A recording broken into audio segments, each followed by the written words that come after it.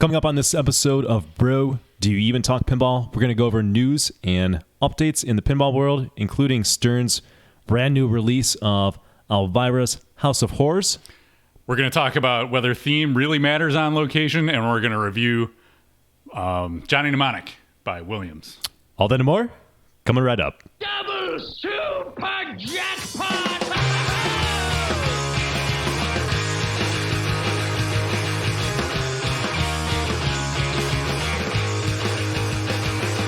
I need a ramp. I need a loop. I want targets I can hit. I need the scoop. I need a double super jackpot in my life. That's right.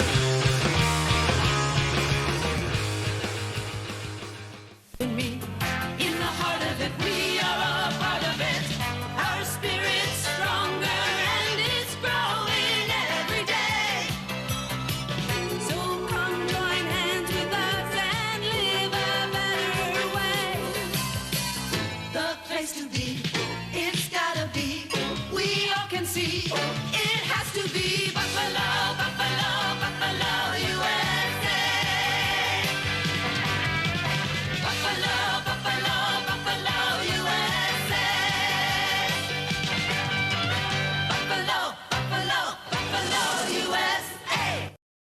And now, the Hall & Oates of pinball podcasting, Nick Lane and Kevin Manny of Buffalo Pinball. Whoa, boom shakalaka.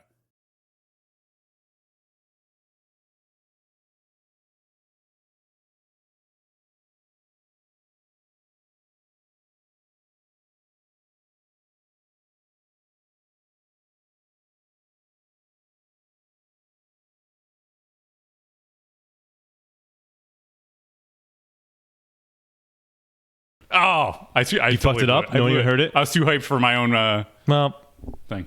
all right. What's up, pinball players? It's your boys, Kevin and Nick, coming at you with another new hot video podcast, Twitch stream. Don't forget to follow, like, and subscribe. Hit that bell to get the notifications and leave a comment down below. Why are you doing that? Yeah. Why are you being weird? It's like I'm dealing with Martha. Why are you doing that? I've been watching a lot of YouTube lately, so it's the way you do. Yeah. That's how you get the hashtag engagement. Yeah. Monkey see, monkey do. That's right. That's right. You hit that subscribe button. Yeah, bro. Well, seriously, hit the fucking subscribe button.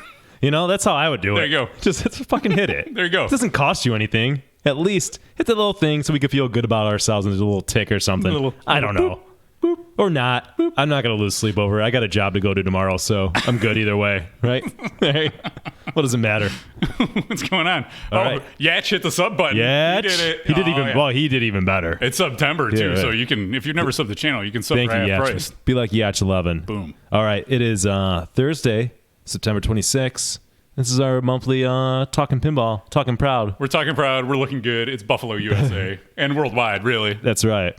Worldwide. All right. It's Stern Insider action. All right. It is. It is. And this is everybody's favorite point of the show. Oh boy, buckle up, kids. Buckle up. Here we go. Partner thinks.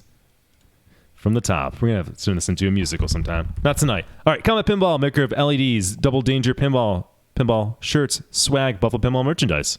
The Mod Couple Pinball.com for all your mod needs.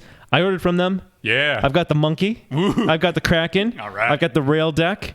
Did I get anything else? Did you get the cannon thing? I don't like the cannon thing. Whoa, baby. I'm good on that. It's okay. You're wrong. I've got my 3. I just got to install it. So look for that in another 4 months when Nick starts gluing things That'll or be taping exciting. things down. Yeah.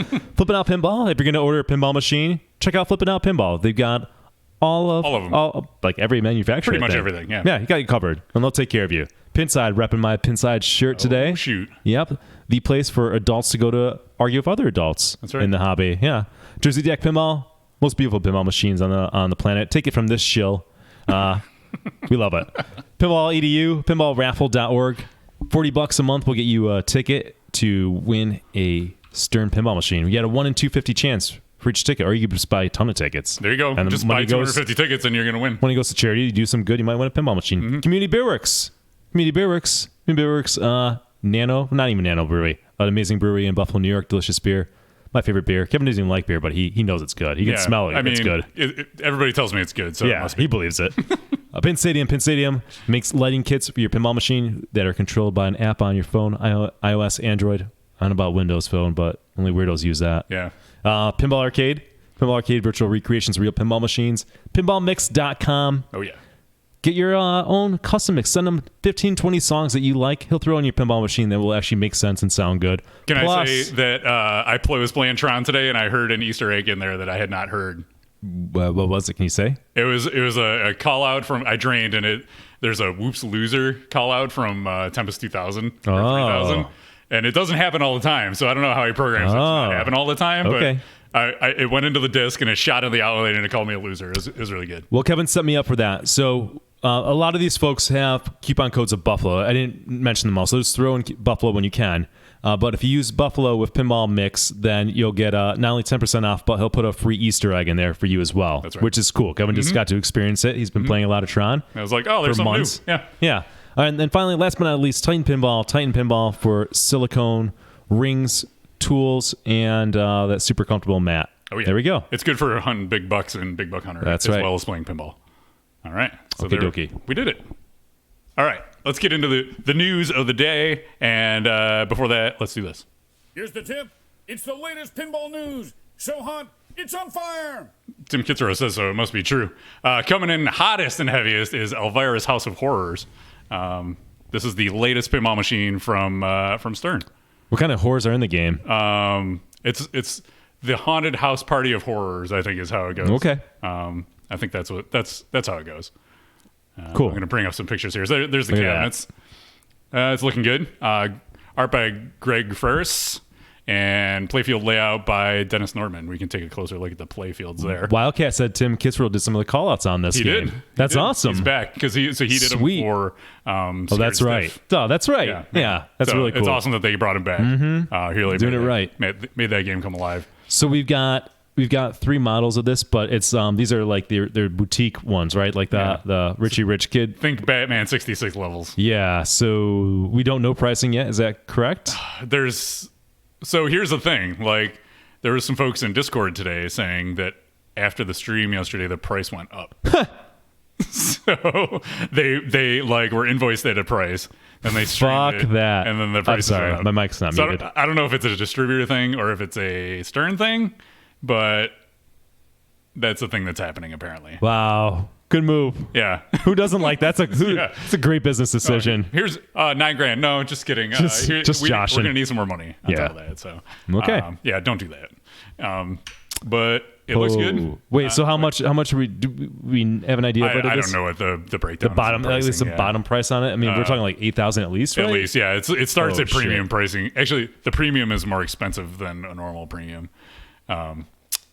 But Premium is really a pro, but with even more expensive premium pricing. right, It's one way to look at it. yes. It's called marketing. They change the names of everything and charge you more. And people, but it works. I'm guessing. It does. I'm guessing. So If you want to pay an extra $5,000 to get a piece of Elvira's couch, you can get the signature edition. I don't know if it's actually $5,000, but it's more. That's the whatever, high-end one. whatever. Jesus. Yeah. All right. Edelin, he's the one that said the prices went up. So he says $78.99. So $8,000, $9,500, $15K plus for the signature edition. Wow. Okay. All right. Well, let's talk about the game. Or Okay. at least our impressions of what we can see of the game, right? Yeah. Okay. And did you watch the video of the playfield features like I told you to? I did. You yes, did? Okay. I did. I did my homework. I gave Nick homework. 3 minutes of homework, That's and right. I managed to You pull it off. handled it. I knew that's about as much as you could handle, but Pretty much. So when you look at the playfield top down, like straight on, it looks like a standard like playfield layout, like a fan layout, reminiscent of Medieval Madness, I'd say. with the castle. Yeah, Yeah. Except instead of a castle, you got a house, the haunted house. That's where the haunted house. But is. really, any fan layout, monster. I mean, you throw monsters in there. It's Star very Trek, yeah. band layout. Ask. Well, I mean, Star Trek at least had a third flipper. I mean, that's so it's Yeah, not true. not that. I mean, this is more Metallica. This is Attack from Mars, Medieval Madness, Monsters, probably a bunch of other games. I mean, you could put it it's in just CAD, and it would be exactly the same. pretty much. Iron Man. Same. You play those games. You probably played this game. Yep. But it's got some neat toys in it. So this is the Deadhead family Crypt. And this is, so it starts with that door down. And then the door comes up. And there's that's where you battle the Deadheads. Like if you remember the Deadheads. Yeah. Scared Stiff. Yep. There's like 12 of them now or something like that. You smash the face in there, eventually it'll go away, and then you can shoot through the crypt too. So there's like 3 different states of that, which is cool. You got a spinner on the right there. This is the haunted house, which it's got the staircase up into the house, which also raises up so you can go to the basement too. To the left of the staircase, you got a drop target where you can start a multi-ball. It's got gargoyles that jump up like the leapers in Scared Stiff. So there's some good, throwbacks to the 90s game, but also some new stuff as well. And this is the junk in the trunk. So you hit the targets in front of it to open the trunk. And then when it's open, you hit the ramp and then it'll go in. So it's kind of cool because when it's down, it's just a ramp shot. When it's up, it locks the ball. So that's a pretty neat little mech there too. And then there's also this is on the far right side. This is the crypt kicker, and it'll kick the ball up and across at those targets. I think that's how that works. So, some pretty neat toys. So while it looks like a really basic layout, at least they're getting some interesting new mechs in here. That mech that fires it on the playfield, it's gonna talk about dimples. You gonna get some clear coat chipping, bruh? You're gonna get something, man. That it's gonna fire the ball on the playfield. Maybe not. Yeah. I don't know. Yeah. I'd whatever. I don't know. The cannon on AC/DC fires the ball, and it doesn't. It's true. There's It's true. T2's old, but it's probably made of lead and stuff that killed you. But that doesn't destroy the playfield. The toys look cool in the video, Yeah. what it does. Like it's got interacting as actual toys, Right. And it does stuff. Right. So it's true. So that looked good. Yeah. So It was a good video that they put out for it. the what concerns me is the state of the code. So like in the stream, the code, there was not a bonus countdown yet, and you couldn't tell when players were up. There's a couple things that people are freaking out about because that's what happens. They see gameplay of a game and then they freak out. They hyper focus on tiny little things. So there's 2 things everybody's freaking out about: the inner tubes that come up when you hit the pop bumpers, and the deadheads that float around on the screen. That's Inner tubes. yeah. So On the screen, you mean? on the pop bumpers, there's inner tubes, and when you hit them on the playfield, they pop up with little inner tube animations on the screen, and people are saying they look cheap, and they do. They're pretty chintzy looking. Okay. And the deadheads are pretty dumb looking. They just kind of float around, and there's no animation to them. Or On the anything like that. $15,000 version, they're gonna be animated. Oh, right? okay, all right. Yeah. That's what you're paying for. That's we figured right. it out. Okay.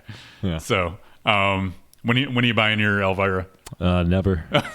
I mean, seriously, you get into that price range, I'll just buy a Jersey Jack. Right. It's more than the SE is more than a Jersey Jack. Yeah. Collector's edition. And half as good. It's true. It's true. That's your hot takes. Lyman's doing the code though, right? Yeah. So that's good. But it's more of it's like a Batman 66 situation where the game's really bare bones. And So in it's 3 good. years it will be there. Buy it now because it's a super limited edition, but maybe you'll have finished code in 2 years. So. Dude, it's too bad that Lyman's. I mean, the last game he did was Batman 66, which was this premium charge game, right? Like this boutique game. What do you call it? Oh god, What's a good word for a price gouging game? So Lyman did the code on that. Now he's tied up with this, which is too bad because I want to get Lyman games to everybody. There's operators who aren't going to put a game at that price point on location, right? Mm-hmm. Like we wouldn't. Yeah. There's other people like that. It puts out a price point of a lot of collectors. So it's too bad that our arguably one of the best people in the business who are doing rules. I put him and Keith in that category, and it's tied up on an expensive game. Keith is Jersey Jack, so he's locked in that. So our best rule designers there's a premium for it. Yeah. Which I guess makes sense. If you're going to charge $15,000 for a game, you want Lyman doing it. Right. So I'm a little disappointed. I can't fault him for that, but it's still too bad. Yeah. It definitely seems like they're holding these their top programmers to work on the most expensive games, which is unfortunate in one sense, but also makes sense in another, like you said. So that's what we know of Elvira so far. It's supposed to be shipping soon. And I think James is getting one. So I don't know. Perfect. There we go. I don't know if he's Chris still is. getting God one. bless him. James gets a shout out on every. Yeah. Oh yeah. He does. Thank you, James. Yeah. I want him to move to Buffalo. Yeah, I know. So we'll go out there and play that. Hopefully, right. It'll be fun. So that's Elvira. The other big news is Ghostbusters got a big old code update that was like 2.5 years in the making or something like that. So okay, have you analyzed it? I've not. In terms of what it does? I looked at the README today and dug through it a little bit. Gamma Goat was actually just streaming the new code. I watched a little bit of it. And James, again, got his code updated, and he was giving me some play-by-play. He said there's like a God mode that you can enable in the settings. So you can go in there and turn it on, and it's like its own little mini like wizard mode. It kind of puts you like at the end of the game if you want to check it out. Okay. So if and when we stream the new code, we can check that out. Okay. The River of Slime is worth going for now. The multipliers are lit by the gear stand-up bank on the left, I guess. So you can use that to build up your playfield multipliers. He said he thought you only had to get 2 of the ladders complete to get to Are You a God? Is the first wizard mode, and I forget the other one. But yeah, so it sounds like it's significantly changed. I think the framework of the game is the same, so you're still building the ladders, the modes are the same, things like that, but they've refined it nicely. The thing that's weird is they've added multiple ball saves. So say you play and drain, you get your ball back, you could drain again and get your ball back. Up to 5 times, depending on how the game is set in the settings. Whatever, man. I'm like, you just set it to like 5 ball at that point. Like, what's the difference? When did it come out? Yesterday? Today, actually. Today? Yeah. Oh, we missed it by 1 day because I could have updated it. Yep. All right, so we were talking. We're going to go probably stream it on Bro Show next Thursday. Yep. That's the thought Yep. right now. I don't see why not. Down at a Barrel Factory. Lake Ward. Yep. Yeah. Yep. So the librarian scoop does a thing. You can spot mode shots using the ghost target. I think now there's a bunch of little stuff that we can get into and kind of figure out together. So 18 ball savers per ball. Yeah, exactly. So yeah, it was good to finally see them kind of come around and you know, it was the ongoing joke, right? Every month they'd issue the Stern in the Union update. Scroll to the bottom, look for the Ghostbusters code coming next month, or still in development, and finally it happened. So I didn't hold on to my Ghostbusters, but for everybody who did, I'm happy for you. Hope you guys love the code update. All right, let's get into the fun stuff. Let's talk about Big Lebowski. That's not fun. Oh, that's sad. It's not? All right. So this is coming to us from Pinball Supernova, who posts the updates. So basically, there's this big long. I'm already bored. Yeah, we're not going to read all this. We're going to, it's blah blah blah blah blah. Basically, they have machines that are ready to go, or allegedly they have a bunch of parts to build machines. When these machines are ready to go, you have 2 options.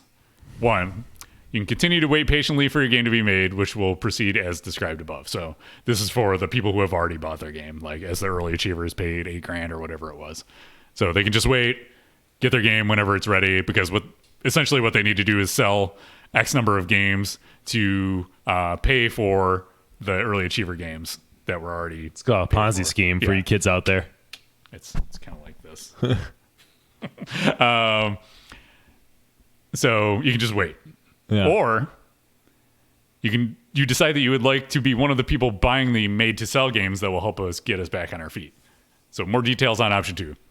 The game you would buy would cost $12,500. So in addition to the $8,000 you already put down, another $12,500 plus shipping.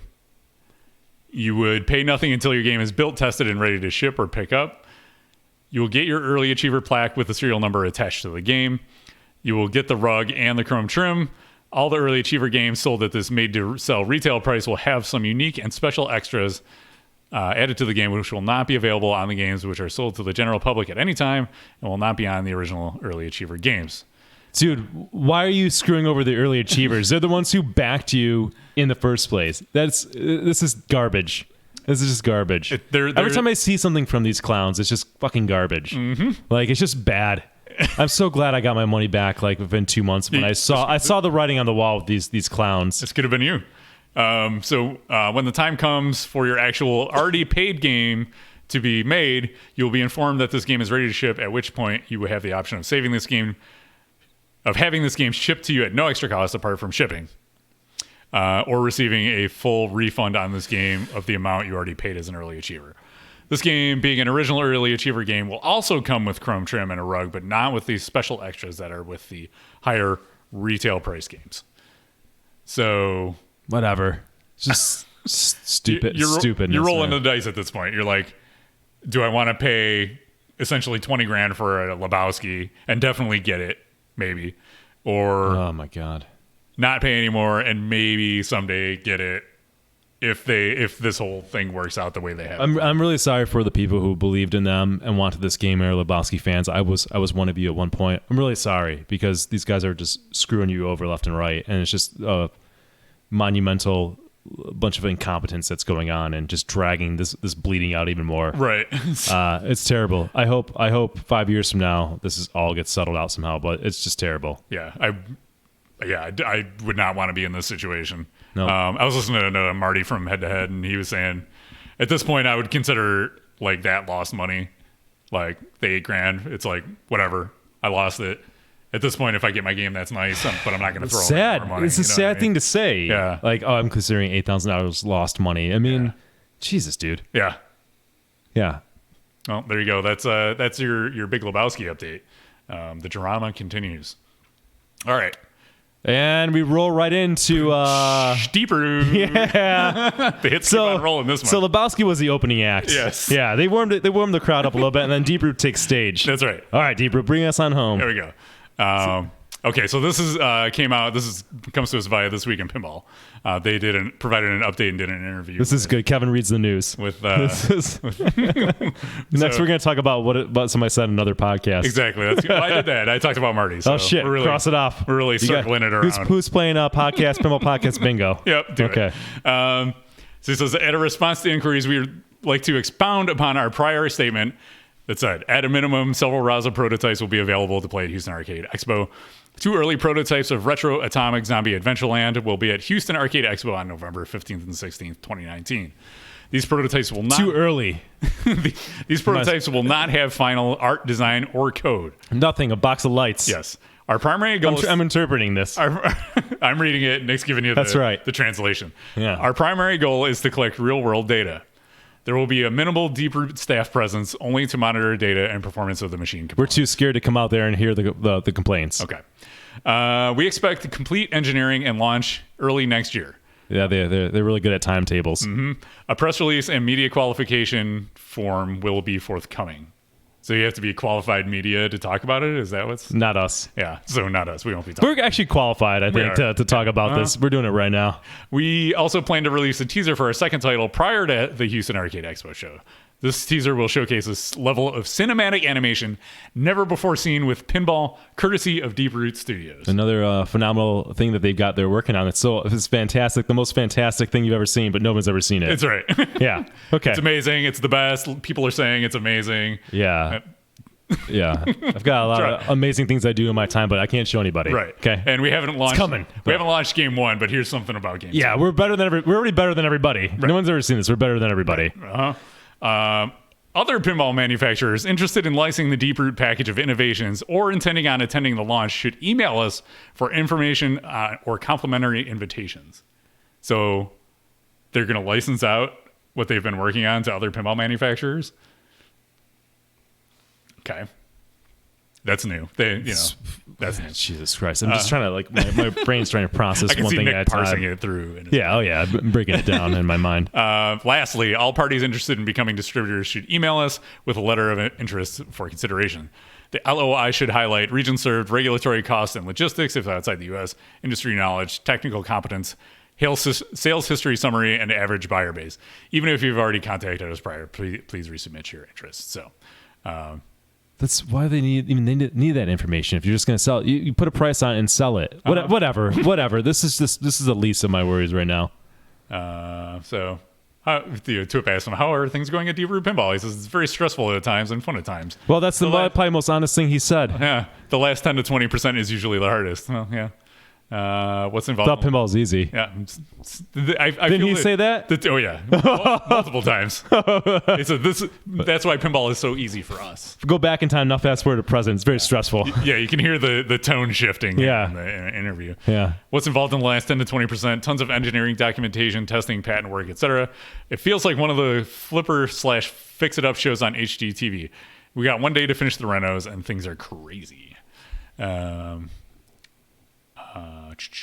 We don't need to read all of this. Let's see. What can we expect with the 5 days of Deeproot launch that you mentioned early next year? Or what can we expect with the Deeproot launch that you mentioned early next year? Are the 5 days of Deeproot still in the plan? The 5 days of Deeproot will still happen, but maybe not the way I first imagined it would be. I said a bunch of shit, and it's not really going to happen. Okay, there we go. It's starting to see the come to Jesus moment. Yeah. We are finishing an in-house auditorium for the release. So they're building an auditorium. Sure, why not? They think they're Apple. They're going to build their own auditorium. Yeah, okay. All right, Elizabeth Holmes. And making sure all the engineering can be ready to release for manufacturing. We plan to announce a launch date soon. Okay. So they're going to announce their announcement real soon. Are you looking at before or after TPF? Not launching at TPF last year was a big hit for all of us. But the silver lining is that it was for the best. I don't know if I can go through the suffering of another missed TPF. So he's not saying TPF, but he's saying TPF. That's probably smart. Uh-huh. Yeah, he's getting more tempered in his speech.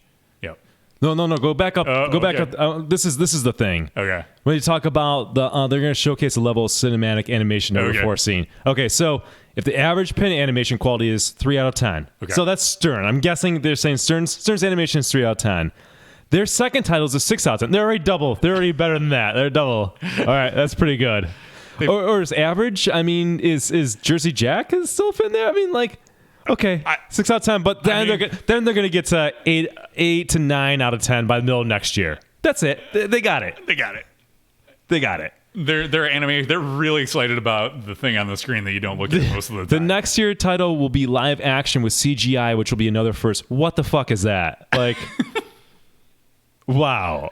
All right. They're gonna have what everybody on Pinside wants, which is a movie playing in the back box, fully synced audio and video while you play a pinball machine. Live action. They're gonna make their own CGI. I can just stand action. there and watch a movie instead of playing pinball. That's what they're doing. It's like Sega CD stuff of live action. It's gonna be like interactive DVD action. This is all right. I can't wait. I can't wait. There you go. All right. Okay. Yeah, we don't need to read all this. The other. Oh, here's the thing about licensing their technology to other manufacturers. What is the Deeproot package of innovations, and are you saying it could be utilized by other pinball manufacturers? It would take at least 5 years and tens of millions in capital for other manufacturers to catch up with the nearly 200 innovations we are planning at launch. This fucking guy. This guy is amazing. I love him. Parenthetical, unless they choose to flat out copy what we are doing. We are more than happy to share and license some or all of the Deeproot package we will show off at launch. We also want to support smaller or boutique manufacturers in being able to get access to economies of scale to increase the quality of their games while lowering the price. He's going to help them finally make a good pinball machine. He's going to help them. Okay, well, I mean, he's done the work and he's selling stuff because, sure. I mean, all right, so people build software and sell it like an Unreal Engine or something like that. Right. Okay, all right, fine. Mm-hmm. I guess I don't see any of this. But happening. if all these innovations are your point of differentiation, why would you license they them have to nearly 200 innovations? How's that even fucking possible? How does that even make sense? Is it not pinball anymore? What minutia are you? 200 innovations? The flipper goes up 1/8 of an inch higher. Oh, I know we live in a world where like you can just say whatever you want these days, but come on, this is they made crazy. the ball bigger and the sling stronger. Yeah, that's like there you go. That's 2. All right, they probably love this podcast. It's probably their favorite. Yeah, we're gonna go hang out pretty soon. We're gonna get personal invites to tour the factory. That's right. It's gonna be good. Mm-hmm. Yeah. So, this is my favorite. All right. This is I even got to. So see, I didn't. I scanned like one of the things, and you got mad at me because I'm not supposed to see it. Yeah. It's like don't. Look at that this yet. is new. This is new. Here this we go. doesn't sound like former rhetoric from Deeproot. You mentioned copying. Are there any repercussions for a company copying the innovations you are planning? With your statement about boutique companies, does that mean you're more likely to share your innovations with a smaller manufacturer rather than Stern? Which companies do you consider to be smaller or boutique manufacturers? And he replies, I would rather not discuss legal strategies. I just hope that wouldn't happen. As for your second question, yes, if Stern came asking, I would listen. Third, JJP, Spooky, American Pinball, Cosmic, etc. But not P3. Jerry let that boat sail. Oh, what a dick. He's throwing shade at Jerry. He's like the nicest guy I've ever met. And the guy who's actually really innovating stuff and has built a product that you can go and play out in the public and buy. It's amazing. Wow. He's probably Jelly Jerry. Yeah. I said Jelly Jerry. Jelly Jerry. Yeah. All right. There you go. This is great. That was my favorite. This guy's great. Okay. Oh, I hope they stay around for a few more years because this is gold to me. High quality content. Yeah. All right. Thank you. Thank you, Deeproot. There's a Deeproot. Wait, we didn't talk about the dimples. Oh. Yeah. Oh, yeah. Wait, Yeah, there's so much stuff in geez. here. Okay. Thank you, This Week in Pinball. Special shout out, unofficial sponsor This Week in Pinball, and providing this goodness. Keep on talking to him. Keep on talking. Keep on asking these questions. This is good stuff.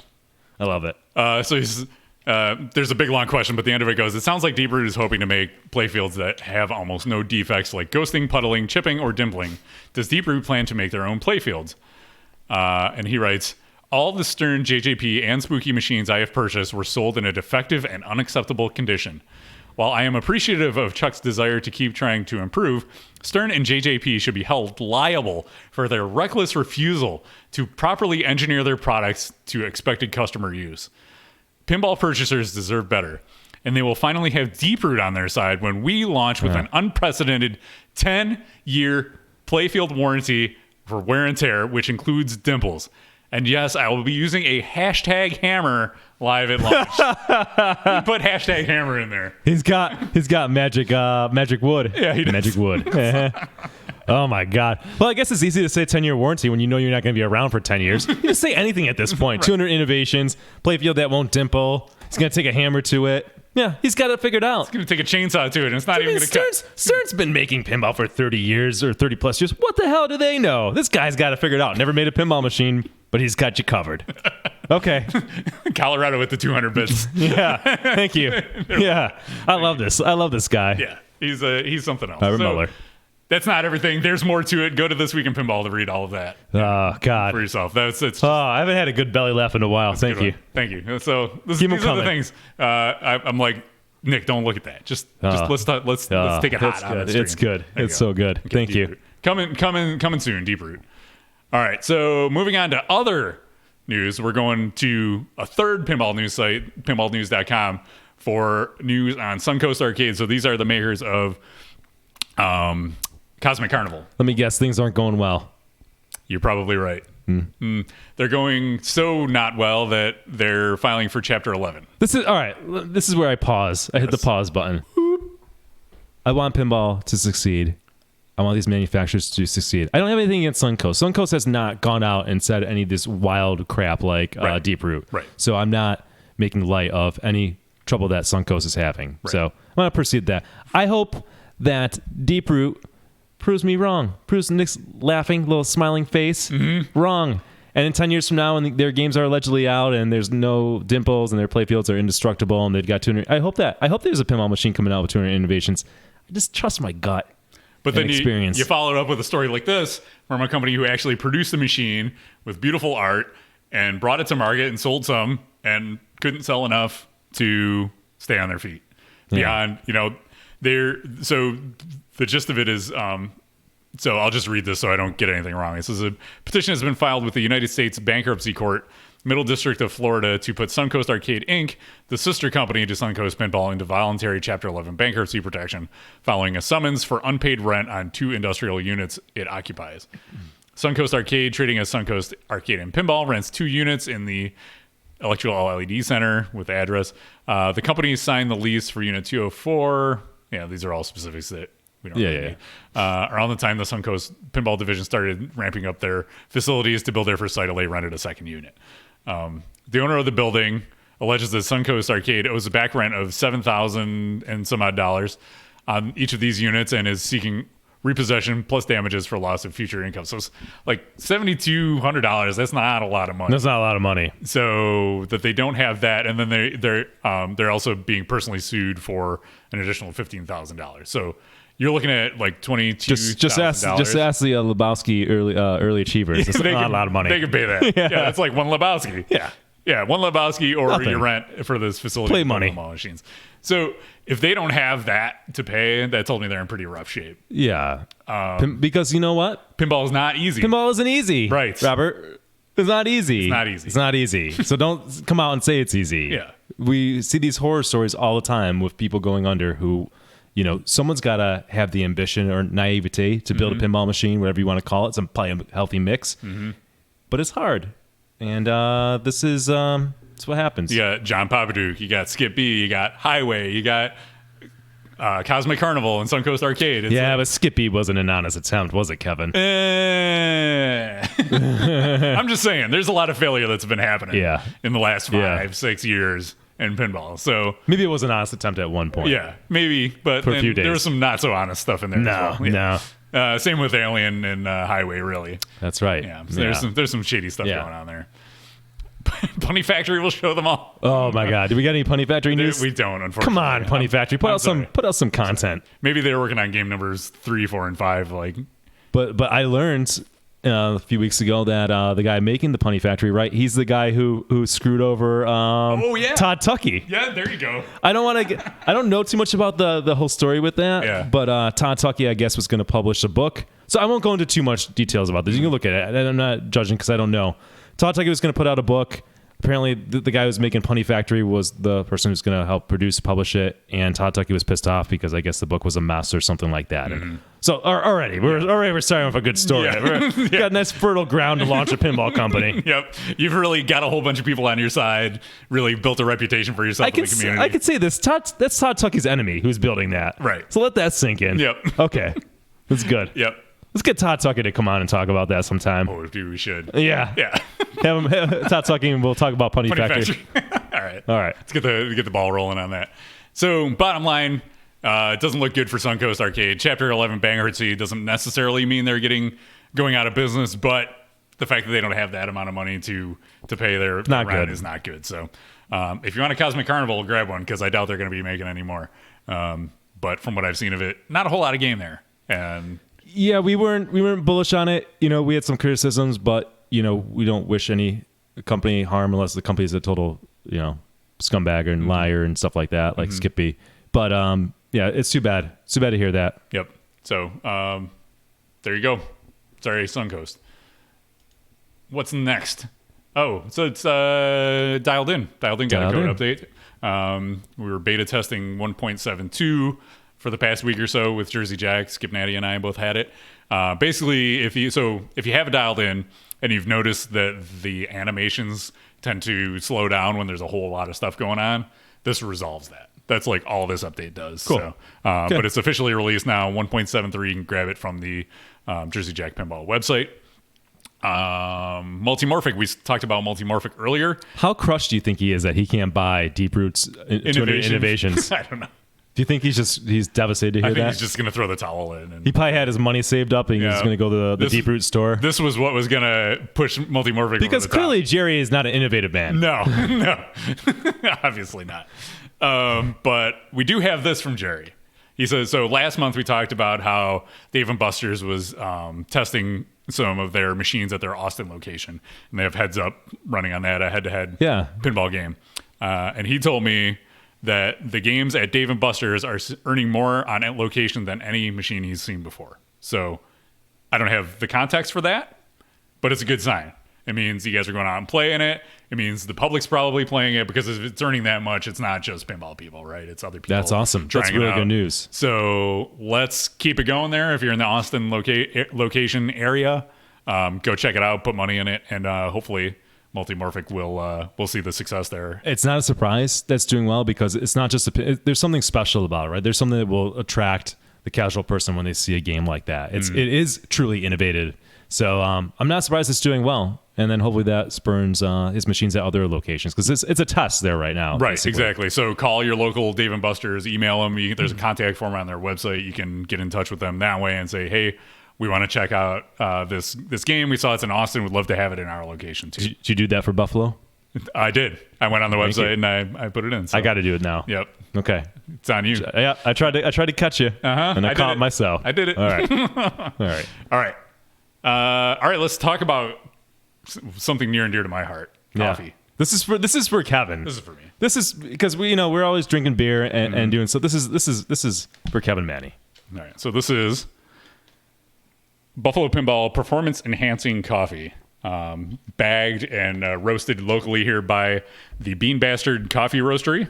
Yeah. How'd you find out about these guys? I didn't go to. There's like a farmer's market, and Martha and I stopped at it. and I like their marketing or branding because it's like this black tent and it's got a skull. I mean, so obviously I was drawn to it. It's on brand with us. Yeah, and I instantly thought, oh man, we'll see if they can do like a special fun run of coffee for us. So it is Buffalo Pinball. It's got our skull logo on it. It's got our branding on it. It says performance enhancing coffee. It's guaranteed to make you play at least as good as Jay Fairbrother. Yep. And these are they're full beans, so you got to grind them. We started with 24 and we only have like 6 left. So if you want to get it, you still can.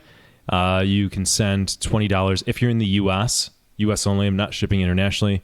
$20 via PayPal, buffalopinball@gmail.com. Now, granted, I realize we have thousands of people listen to this podcast, so you're rolling the die a little bit. If you put it in there, I might be doing a lot of refunds. I'm getting myself into a mess, but we do have six left to send out. So get in there. So Don't Panic Flip made a good point. He says, this is another example for Deeproot of what an actual product looks like. So it exists. Yeah. You can buy it now. Dream it, do it. This is the best coffee ever. It's got 200 innovations. We will license our coffee to other people if you contact us. That's true, yeah. You have to make a video of yourself saying how worthy you are of our coffee. We need to know what your coffee base is in the demographic. Yeah, we will select if you're worthy of buying our coffee. Yeah. How much money you have in your bank account? Just wondering. The super limited edition coffee's coming next year. So you had it. You said it's good. It's good. Okay. Yeah. Kevin liked it. I've never, like, coffee for me has always been like a utility. It's like, I wake up in the morning, get a cup of coffee, throw it in the Keurig and drink it. And I was like, I got to buy all this stuff to grind coffee beans. And I got one of those fancy pour over coffee makers. You haven't used that yet, though, have you? I did. Oh, you did? Yeah. Oh, sweet. Okay. And it was really good. Did you taste the difference? Yeah. Because the pour over is good because it's coffee. But Brody even talk coffee right now. Yeah. The pour over is good because you boil the water. So you got nice, clean, like, distilled water. Yeah. And you just pour it over. There's no like weird crap that it's going through in the Keurig machine. It's just pure water to coffee into your mug, nice and clear. Tastes great. Every time I walk, like, so when you have the bag in your counter, in your kitchen cupboard, you can smell it. And I walk by, I'm like, it smells great. Okay, good. I need some coffee. So I'm glad you noticed the difference between the pour over. The pour over is like a vase. It's like a simple vase, but we got one. And it was like strong. When we make it and follow directions, like super strong. Yeah. Like I'm like up all night. So I got to monitor that. But cool. I'm excited. I haven't tried it yet. I'm going to hopefully try it this weekend. There you go. We'll get the Nick hot take on the coffee after this weekend. That's right. Check it out. Chemex, right? It's Halcyon. Thank you. It's called Chemex. Yep. Oh, there you go. Sergeant Ski got it too. There we go. Thank you guys. All right. So getting into kind of some of the stuff we've been doing and local updates, we kicked off 2 leagues between our last podcast and this podcast. Our team league is up and running. We played last night at our location, the Barrel Factory. And how'd that go for us? Well, listen, we're a team. I don't want to point fingers, but Rob Metzer, our coach, wasn't there, so we lost because of him. It's his fault. It's totally his fault. Yeah. We were undefeated last season, and Rob Metzer was at, I think, every single one, except for one. Yep. He's at every one. Coach doesn't show up for our first team. What coach doesn't show up for your team? I know. Do you expect the team to win when the coach doesn't show up? We don't know what to do. He's the coach. He's supposed to tell us what to do. I'm playing for him. I want to see my coach proud. I want to get like a high score and look over and just see him nodding approvally. Yeah. Yep. Okay, I did it. Mm-hmm. Yep. But he let us down. So that's fun. So if you're new to the stream and haven't heard about our team league, we have locations all around Western New York. The team picks a home base. Our home base is the Barrel Factory. And I love that place, by the way. It's really we don't talk about the Barrel Factory enough. Yeah. It's like a best kept secret. If we do Ghostbusters next week, that's where we'll be. So. Yeah. If you're in Buffalo, check it out. They've got Lakeward Spirits, which is sort of the folks who got us in there. There's that. There's Pressure Drop. So like the Lakeward, I think makes like rum and gin and vodka, and then Pressure Drop they make beer. And then there's like a kayak store in there, and then there's like another bar that has like ciders and wine, and then there's like a artisan pizza thing, and then kombucha. And people live there too. People live there, and then there's like a place for wedding venues upstairs. It's really cool. There's a lot of stuff in there. It's in the place called the Barrel Factory because it used to be a barrel factory, but it's redone. So it's a cool place in Buffalo. Yep, check it out. You got 8 or 9 machines there now? We got 7. 7. Yeah, it's a good healthy number. Yeah. So we played there. There's folks down at Resurgence and all over the place. So and we all switch up locations every 2 weeks for a total of 8 weeks. Yeah, it's pretty fun. And if you want to steal our format, it's on buffalopinball.com. That's right. Go grab it. And the other thing we kicked off was it the 7th season of our home league? 6th? Let's see. 2013. Seventh This would be a season. 7th season. And we kicked it off right here in this very room. I got to host the first night because I lived the furthest away from everybody. So I was like, let me go first and let me go last. Smart. Thank you. Because everybody loves driving to my house in the winter, so we're trying to avoid that. But it was great. We streamed some, so if you tuned in on Saturday, you saw some of the league action on Dialed In. And the home league's really fun. It's a great chance to kind of get it out of the public spots that we all go to and see people's personal collections. I host, Nick hosts. We have a few other hosts in the league. So Yeah. if you live in Western New York and you have at least 6 machines and you want to be a host, hit us up. That's right. There you go. All right. And- Kevin's going to do game room updates. I'm going to step away for 2 minutes. There you go. I got some updates. So there's a couple things that I wanted to touch on last month that I didn't, because we got into talking about the Pirates chess mod and the that kind of took over my game room updates. But 2 things I grabbed at Pinburg that I wanted to talk about was my beautiful, I'm staring at it right now, my tilt cycle playfield. It's the Atarians from 1979. So if you've ever seen Atari pinball machines, they are beautiful and amazing, and I love the artwork and design on them. I actually have the book called The Art of Atari, and they highlight some of the artists and stuff in there. I love the work of that era. It's got kind of a retro future look to it, but the gameplay is not good on. They're like super wide games. They're slow and floaty and really weird flipper configurations and playfield layouts. So this is the best way to have an Atari pinball machine in your game room. It's the tilt cycle playfield. So it's all lit up. He's got LED inserts in all the inserts. It looks great. So huge shout out to Dan at Tilt Cycle. Highly recommended. Not a official sponsor of Buffalo Pinball, but still amazing work, and we really like what they do. So check them out. The other thing was I got these cool coasters, so I can show this one right here that I have my water sitting on. So Pinball Photos.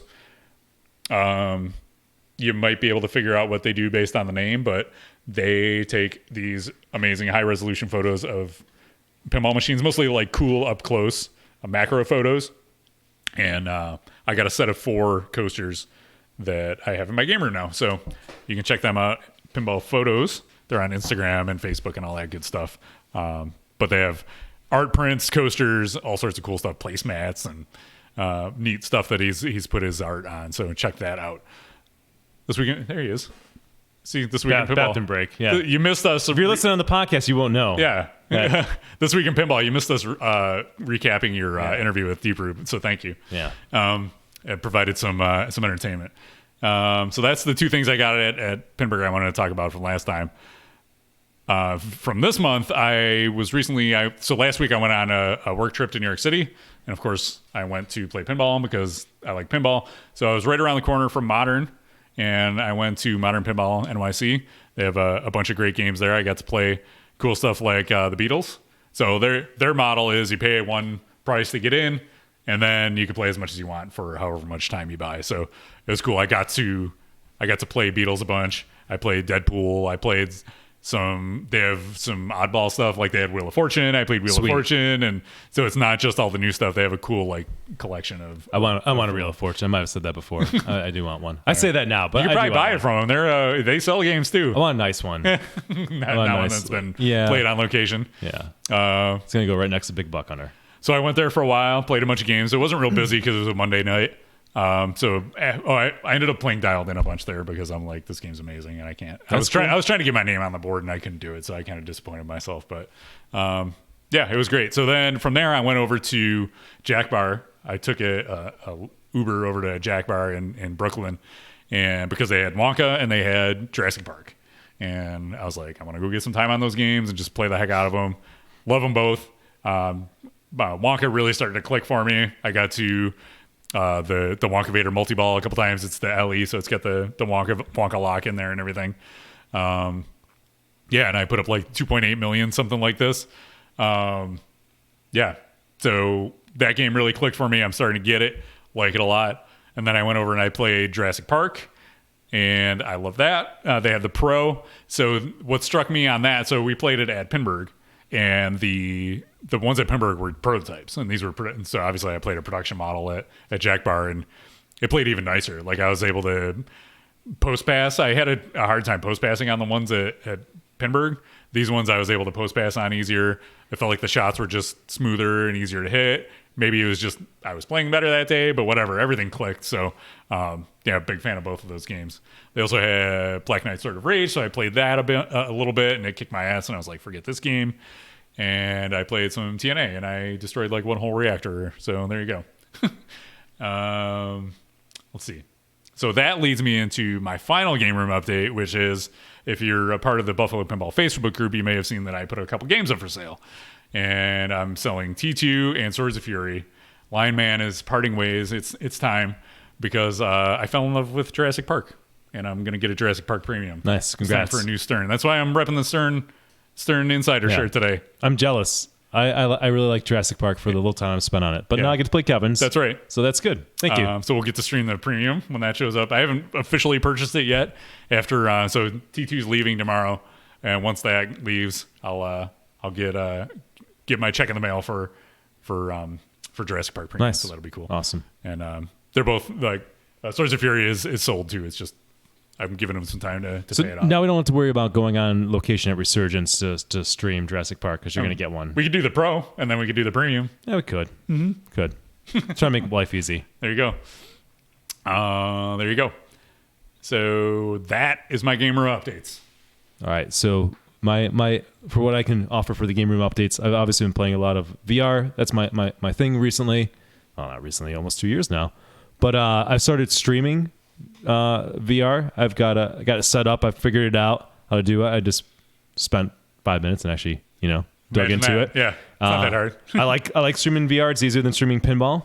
So I started last Friday. I think on Fridays, because we don't stream on Fridays, I'm gonna stream VR when I can. So if you're interested in checking out some of that stuff, you can tune in at 8 o'clock on Fridays here and there. I'll try to say it in Discord when I'm doing it, so you can plan around that. I'm planning on streaming tomorrow. And again, I was playing like Trover Saves the Universe last week, which if you like Rick and Morty, check it out. It's on our archive videos on Twitch. Yep. That's what I've been doing. Yep. Namus wants to know if you saw the Tilt 5 AR stuff. Tilt 5. Oh, I thought there was Jerry L's. Oh yeah. So she made. Yeah, that's right. Thank you. Yeah, a little bit. Oculus Connect 6 was just yesterday and today. So there's a bunch of this is a good year for VR. I don't know. There's awesome stuff. Check out the Oculus Quest. Adam Becker just got one. He was asking me about it, and Adam Becker posted on his Facebook page that this is like when he got a Quest and first experienced it, it was his best moment in gaming ever. Yeah, it's yeah. He was listed all these awesome moments in gaming. He's like nothing compared to playing with the Quest for the first hour. So it's legit. It's awesome. Check it out. I was gonna say something else around that. It will come to me. Well, VR is not the only thing you've been streaming lately. Oh, I painted a doll. You did. I said I would paint a mini. I've been talking for years about painting a mini, and I finally made it happen. Yep. So that's archived on there somewhere if you want to watch me paint a miniature. Yep. We had 20 people watching me paint one at one point, so it's it was entertaining. great too because you had the smooth jazz going. I had Watercolors Jazz by Sirius XM, and some Michael McDonald came on during that, so it was kind of a perfect moment in life. It was really Things good. were just making sense. Highly recommended checking out the 3 video hours of me, painting a mini. It's not a hobby. I would say that I would look at that and go, "That's a Nick Lane hobby." He would like to paint dolls. It's really weird. It was very, very strange. My wife walked through and she's like, "What is he doing?" It's like he's painting a doll. I don't know what to predict. I don't know what you're gonna get with me. So I'm just as confused too. There you go. That's what made it so interesting. I think what happened was because you get board games and they're some come with a lot of intricate minis, and you see people have painted them. So it's like a pinball thing, right? Your thing's unmodded. Okay. So I was like, man, I kind of want it. Maybe I'll pay somebody to do it. That's silly. So I was like, I'm going to see if I can learn how to do it. And I bought a kit. I taught myself. And I was like, it's kind of relaxing, fun. I'll throw a podcast on our music. And then actually feels very satisfying to paint something. So I don't do it often because there's a lot of setup and prep. It killed the whole afternoon, right? Yeah. Between setting up the stream, doing that, and then I obsess over it. And then you have one doll painted. How many of those are in a set? The one, there's a lot in that box, but I was painting minis from Arcadia Quest. If you guys know, I'm mentioning all this just in case you know. And there's 12 heroes in it, so I've painted over the course of 2 years. maybe 5 now. I got 7 more to go, so maybe I'll do a few more this year. Okay. It took me like 3 hours, not including like priming You're and on stuff. the Deeproot schedule of getting stuff to market here. Yeah, but I don't say I'm going to do it in an X amount of time, and That's true. that's that. That's true. Yeah. Yeah, that's the I don't difference. overhype it. So as somebody who's not a board gamer, how like can you buy kits that are already like done? Are there games that ship that you pay a little more for that have them all painted, or they all come like? They're all sort of like that because I think a lot of people in the hobby like painting miniatures and stuff is a thing. So that's kind of how it works. Okay. Not that it ruins the game not to have it painted, because the games I get are good board games in and of itself, not because of the models. But I was going to also mention, if anybody else does VR out there, you can find me on Steam. My name is Gusphan, Gusphan. Add me, but send me a message so I know that you're not just some rando, that you're a rando from the stream at least. That's right. Stream rando. And we'll play some VR. There you go. There you go. Awesome. So good doubt questions, Kevin. I didn't know thank this you. was going to be such a hard-hitting interview. I need to know. Yeah. I'm asking questions that people would want to know. I feel pretty good after I pay it out. I'm like, it's pretty good, Nick. It's pretty good. I can't believe I Sense did of that. accomplishment. Yeah, a little sense of accomplishment. There you go. Tangible I like sense of accomplishment. There you go. Yeah. All right, so we got our review coming up, but we have another topic that I wanted to throw in here because Nick mentioned this to me the other day. I said, let's talk about it on the stream. So we're going to talk about theme on location and whether it matters, what types of themes do well on location. Specifically, you mentioned to me that Black Knight isn't performing as well as you thought, right? Yeah, so... Or had hoped, maybe. Yeah, we've moved machines to Resurgence over the summer, and Monopoly's out-earning Black Knight considerably. So it's not been a hit. And this is among casual people. This is sort of rage, by the way. Yeah, so... I mean, whenever Stern says there's a reason that they don't do like these original themes, they know what they're doing. You know, like in terms of that market, and there's a lot of operators buying pinball machines. I'm guessing probably still more than the home market. So, you know, that's why they don't do that a lot of times. Right. Or that's why Elvira, you know, as much as I bash the price, I can see why that's like the premium price point for collectors. Like, right? Like, I don't know if operators would want to buy that game. Yeah, it's not exactly a timely license. Not that Monsters is either, though. But yeah, I don't know. Or the Beatles. It's like at least the Elvira is a brand of some sort that people recognize and remember. It's hard to say. Is it the theme of that, or is it just how it plays? I don't know. Yeah. But you know, when you've got a lineup and you're a casual person, you see like Game of Thrones and Ghostbusters and Iron Man or even Monopoly. Yeah. Like you get those. Like it makes sense versus this Black Knight. Like I don't know. I don't know. And it's a tough game. It's a brutal. It's really hard. It's a brutal game. So you might flip a couple times and you're like, the hell with this. Yeah, I played it at Jack Bar and it kicked my ass. Yeah, I played it again, kicked my ass. Played it again, kicked my ass. I'm like, forget it. And you know, it makes you shoot these ridiculously hard shots. It's so brutal, and they're all really close to the flipper, so you can't. Yeah, really I like it, but like it's not a game for beginners, right? Absolutely. You know? So not a game for casual people. There's not enough there. Like if it was an awesome theme and it was that level of toughness, then you might skate by, right? Right. But so the other side of by the way, Ghostbusters does well no matter where we put it. Oh yeah, I've heard that's like, the game that like over above any game just crushes it. Yeah, that's just the theme. I've heard that from across the board. Makes like double all the other games. It's insane. Yeah. Yeah. So the other side of the theme thing is like, so folks will always say, oh, we want original themes. We want like Medieval Madness and Attack from Mars and the good old days of when, you know, all this stuff used to happen, like Black Knight, right? But then these games come out and, you know, like dialed in. It's like, well, what is this? It's a phone game. It's a dad jeans game, and then they don't buy it. Yeah. So if I'm a pinball manufacturer, I'm not going to make a original theme game. Right. I don't want to go out. It's tough enough if an industry like you. Why would you take that chance? Right. It just it's another tool in the chest of like getting people to A, buy the game, or B, put money in the coin slot, which is going to lead to more operators buying like your games in the future. Raza from Deeproot. The fuck wants? I mean, as an operator, you're not going to want that game, right?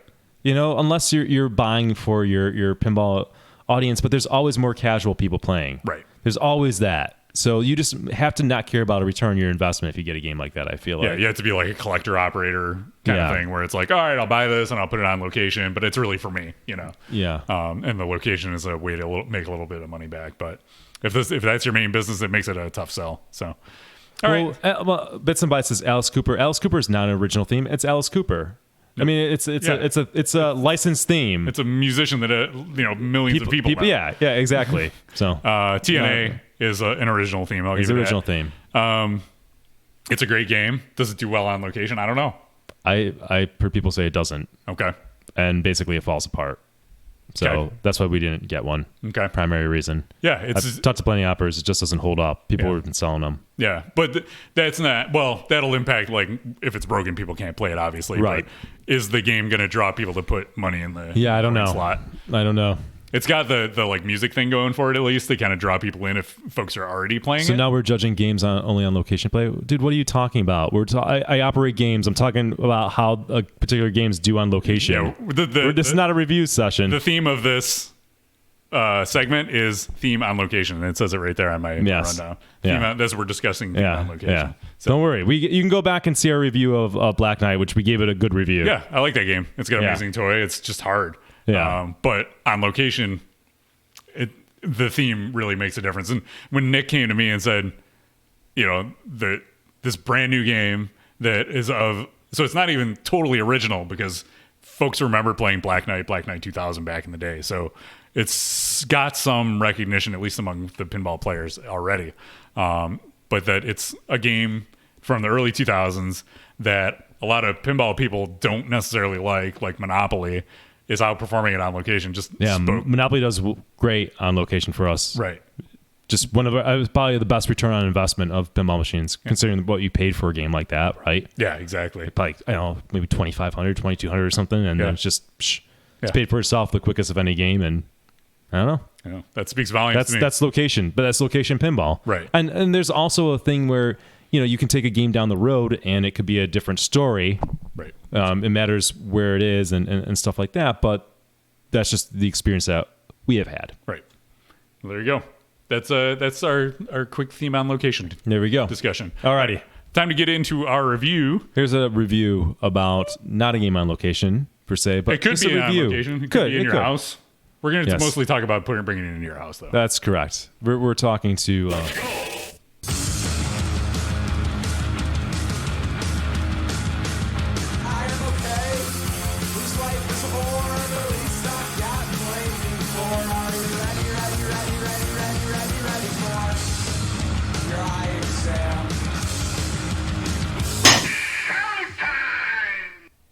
All right, we're going to talk about Johnny Mnemonic. This is a 1995 game from Williams with design by George Gomez, art by John Yowsey, software by Tom Euban. Sound is by Dave Zabriskie. I hadn't heard of him until I looked up the background on this. And the pricing for this game is $2,400 to $2,800. So the theme of this review was so Nick and I were discussing some games to put together, and it was let's get some like 90s bang for the buck games. So it was this, Doctor Who, and Judge Dredd were the three options. And our backers on Patreon and Twitch were the ones who voted on this game. So if you want to have your say in which game we review every month, you can subscribe to us on Twitch or support us on Patreon. So that's right.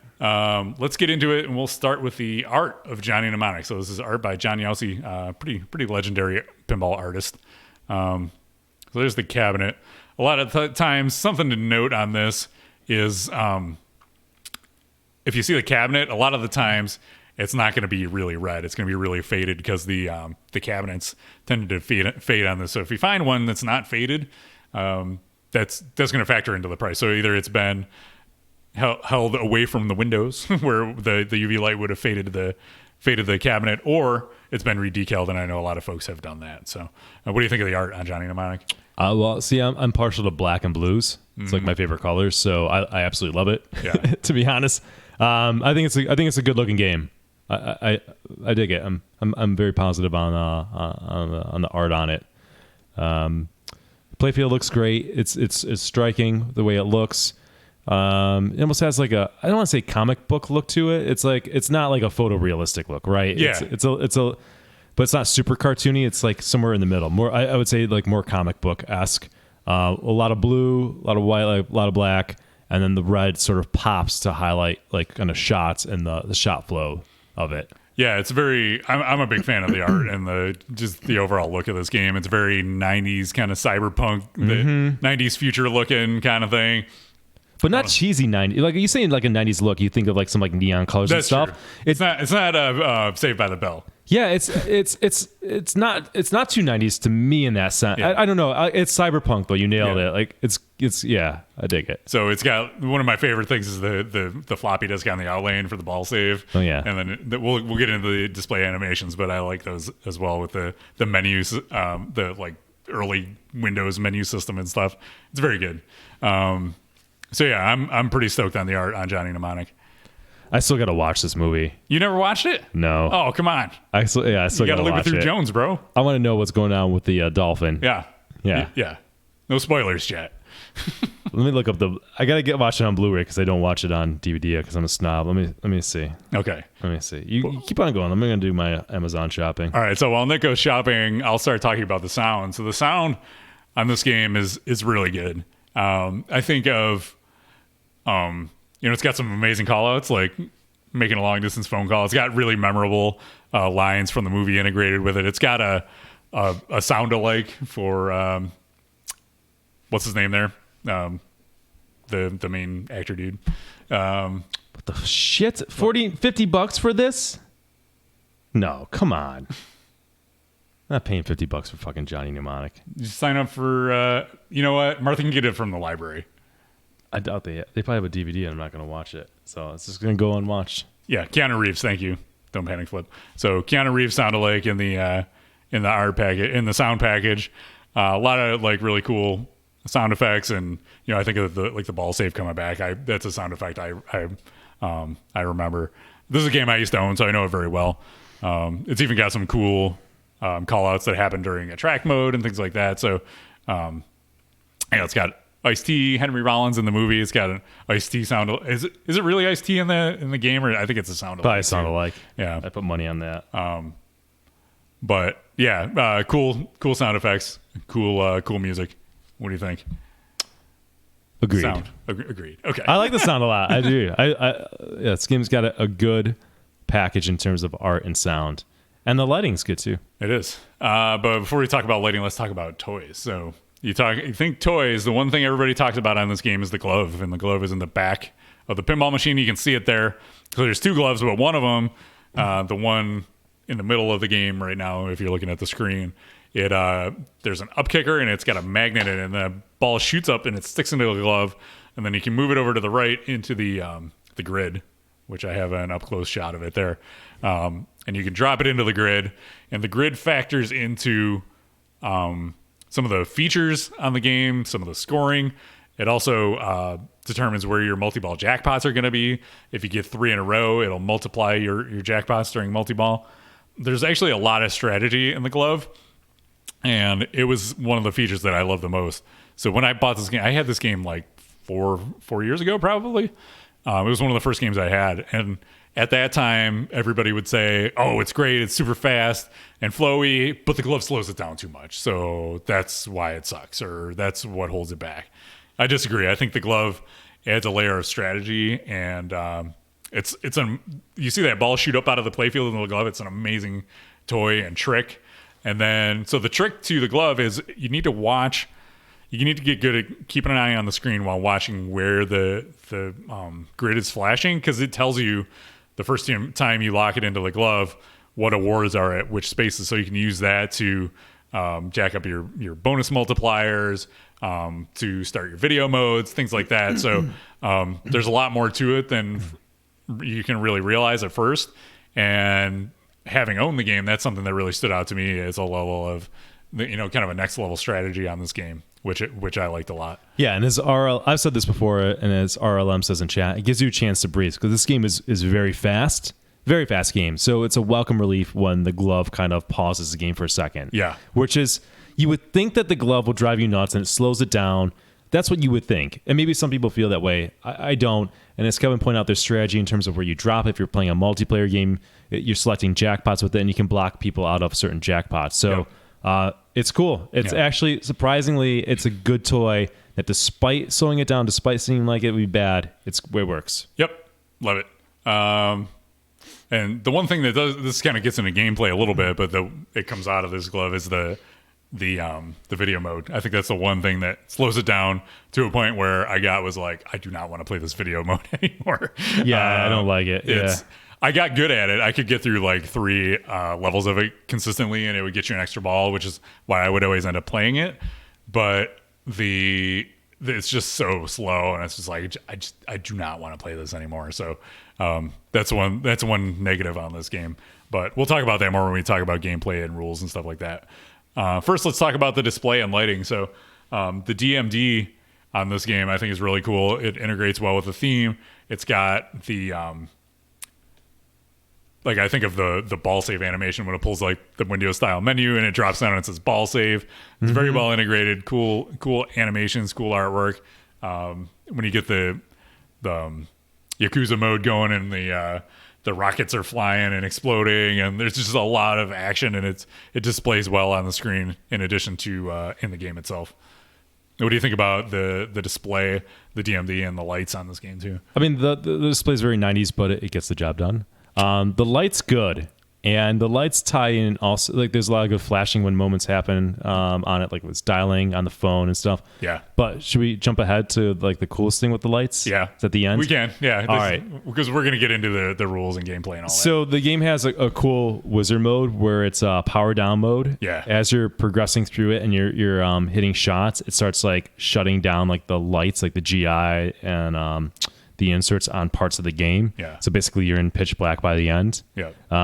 That's really cool. Yeah, it has one of the best wizard modes in pinball. It's like Very much so. one of the shining features of this game, and it's hard to get to, so you don't see it all the time. But it's not like Valinor or something you'll never see. Yeah, it's reasonable. Yeah. Like that's why I think I like this game and I appreciate this game. Is it's reasonable challenge. Yeah. And it's got what looks like the MCP, the Master Control Program from Tron in there too, which I appreciate. And I think that's Steve Ritchie's voice when he's talking. Of yeah. course, yeah. Yeah. It's a safe bet to always say that. If there's a voice in there that sounds like this, it's probably Steve Ritchie. But yeah, it's so it shuts down the different zones of the game, and it goes dark, and eventually you get to a point where it just shuts down, and then you come back into the game. So it's really cool. But let's talk about the overall gameplay of the game, which is the shots, the feel. What do you think on this? I've been talking a lot about Johnny Mnemonic. What are your thoughts about how the game shoots? Kevin I was shopping for Johnny Mnemonic, I know. and unfortunately, you can't find that. You can't buy it. I have to watch it stream. I have to watch it streaming, but I wanted to buy it. Okay. Anyway, so this is one of my favorite shooting games in pinball. I love the speed of it. I love the flow of it. There's a lot of shots that you just hit it and it's back on the flipper instantaneously, so you can get it going pretty fast. And I think it presents a good challenge, and it just feels really smooth. It just feels very well designed. I think this is I think in terms of design, I think it's George Gomez's best design. Almost, I'm willing to say that. It's he's got good designs, but I just love the speed and flow of it. The smoothness. That's what. So I first played this game at the old Papa headquarters, and I was probably a couple of years into the hobby at that point, but it was one of the first games I remember like comboing ramps on and being like, wow, this just feels really cool to shoot. Yeah. And it makes you feel great when you start hitting those ramps. They're not hard, but they're also not easy, if that makes sense. Like if you're not dialed in, you'll miss, but if you're going, you'll just all day left right combos really fast, right back to the flipper. The orbits are super fast, like probably some of the fastest orbits in pinball. The spinner's satisfying, and that can be worth an unbalanced set of a lot of points. Yes, it's very satisfying to rip it. And also, I like the shot, the scoop shot for the crazy bobs. Yes, like that's like when you kind of plug it in, like flunk it in there. Exactly. Yeah. There's that just that tactile feel where it's like thump, and it's in there and it's dialing the phone. Yep. I don't know. It's a good game. Same with straight up the center. There's a shot that goes into the glove. There's like a scoop back there, but there's a drop target that pops up too. Yeah. But when that's not up, you can throw it back there, and it's got that same kind of feel where it locks in and like slams up into the glove, and you're like, yes, I did it. Look at that amazing, cool like moment that just happened. So It's really cool. It's a great shooting, great playing game. Really smooth all around. Let's talk about some of the rules. So I think this is the rules are cool, but there are some key flaws in this game as well. Yeah. So the when you get the spinner lit, it's basically OP, and you just rip the spinner, and then you can forget about everything else in the game, and you'll just blow up the score. Right. So it's like, do you want to play for score, or do you want to play through the game the way you're supposed to play through the game? Which is it's a mode-based game. It's beating the modes and trying to get the power down. So that's the fundamental problem with the game. It's like you need I don't know, are there any ROMs that like nerf that and just make it what it should be? Not that I know of, but people will nerf the spinner intentionally, especially if they use it at Papa or Pinburg. Yeah, they'll like intentionally make the spinner so it doesn't spin very well. Which sucks, because you don't want, that's not the answer to the problem, right? Yeah, it's a software problem, right? So if you're playing the game and that's how you score all the points, and you're setting all that up, and then you nail the spinner and it doesn't rip, then that sucks. Yeah. I'm surprised nobody's like done some like homebrew. It's possible we just don't know. Maybe, I mean, we're not scouring Johnny Mnemonics, but we haven't come across it kind of naturally. Yeah. I think the rules are good. I mean, it's mode. As Kevin was saying earlier, it's not an impossible wizard mode, but it's not something you're gonna get to every time. So we like the balance of it. The modes are fine. It has you utilizing all the play field. Yep. There's also like when you see the left ramp and the right ramp, you get some awards. There's like the Ninja Star awards on there. So there's things to do on the game. Yeah, there's a couple of levels of things to do. It's not just. Then you got the glove, and where you drop the ball in the glove is the jackpot. So when you're a multi-ball, the multi-ball can like be different every game. Yep. Depending on what shots you want to be jackpots, which is very cool, especially in multiplayer games. So I think really good rules. It's just the spinner is a major flaw in terms of balance. Yep. But if you're just playing by yourself and you're not competitive, then you can just ignore that aspect because you're trying to get to the end of the game anyways. It's also kind of fun. I remember playing with the intent of like, I want to stack up all the like bonus multipliers and everything to see how much I can get that spinner worth and have a carryover ball to ball and just like blow it up and see how many points I can get. So it's also kind of a fun goal to go for if you're just playing by yourself too. But the other drawback, and we mentioned it before, is the video mode. You can avoid it if you want, but sometimes you'll get it out of the scoop, and you can get it off the grid too. And it's fun for a couple times, and then you're like, I'm done. Yeah. But basically, if you don't know what it is, it's so you got a little dot, and you're trying to run over the other dots. But there's 4 buttons on the side of the cabinet, and 2 are left, right, and 2 are up, down. So it's kind of a mind game. It reminds me of like trying to scratch your head and rub your belly at the same time, or pat your head and rub your belly, that kind of thing. Yeah. Some people can do it, some people can't. And after you practice it a little while, I was able to get pretty good at it, but it's weird. Agreed. I don't generally like video modes at all, so this is not a particularly great video mode. That slows down the game in not a good way. Yeah, not a good way. Agreed. So let's talk about lastability. How long would a game of Johnny Mnemonic last in your collection? So I've actually had it for a while because you had it and I was babysitting it and I really liked it. Yeah. I miss that you don't have it anymore. And I kind of want this game now. I kind of want to buy it and have it in my collection. As I've grown as a collector and I have 13 games, I'd love for Johnny Mnemonic to be one of them in like maybe the deeper aspect of it. I mean, hell, it's VR, guys. And I like it's VR. It's the Nick Lane theme. It's Keanu Reeves. Yeah. It's just one of my favorite layouts and the way it shoots. I really like this game. I should be trying to find a way to get it. I would like you to get this game because I want to play it again too. I know. It's not like a game you see out there a lot. I don't have like a lot of games that I want right now, but I always come back when we talk about Johnny. He's like, yeah, I kind of want that game. It's good. It's fun. I know. All right. Well, I should make it happen at some point. When I'm feeling flush with money. And when I'm feeling flush with money, I'll get a Johnny. Yeah. I had it at the point in my collection where I had played it so much that I was like, all right, I'm okay. Yeah. If I move this on and get something new, and I get that. But it wasn't the kind of game where I was like getting to power down all the time, and I was just like, I'm sick of this, get it out of here. It was just like, I only have X number of dollars, so much space, something's got to go. I've played this game to death. It's time to move it on. And I can say that about pretty much every game. There's only so many times you can play the same game so many times, and then you're like, ooh, something new comes out, or you run out of room, and you got to kind of pick and choose what's going to go. What are you playing least? Yeah, you've had a Shadow, which I don't miss that one. I don't really miss Shadow. I played Shadow. I think maybe I missed it. Then I play. I'm like, it's and you had a what's the other one of Congo. that? Congo, and I like that. Yeah. That Congo's too easy. Yeah. I think out of like those three, Johnny Mnemonic is the one that's like that's the best one out of those three, I'd say. Yeah, I tend to agree. Even though it doesn't command the most, which is good. Let's not. We might be. I'm just joking. It sucks. The game sucks. Let Nick get his first, and then I don't really want it. It's a piece of garbage. Worst game ever made. All right. With that said, let's give it a rating. Let's go to the website, and then we can go here, and we can do this. All right. So here's how we rate this. This is what these numerical ratings mean. So a 0 to 10 is burn it. 0 to 2 is burn it. 0 to 2 is burn it. 0 to 10, just burn them all. Time for me to go to bed. 3 to 5 is an expensive nightlight. 6 to 8 is a solid game, and 9 to 10 is get your wallets out. All right. Kevin's going to go first this time again. Johnny to me is a 7. It's a right in the middle of that solid game category. It's not like a theme that people love. Like the movie's not that great. I like the theme for it's the 90 cheese. But for all the things we've said, it's a great game. There's a lot of game there for what it's worth. I would definitely buy one. And I have bought one. I had one in my collection. I had it for a while. Loved it a lot. Still enjoy playing it whenever I get the chance. All right. For me, I'm gonna say it's an 8.5.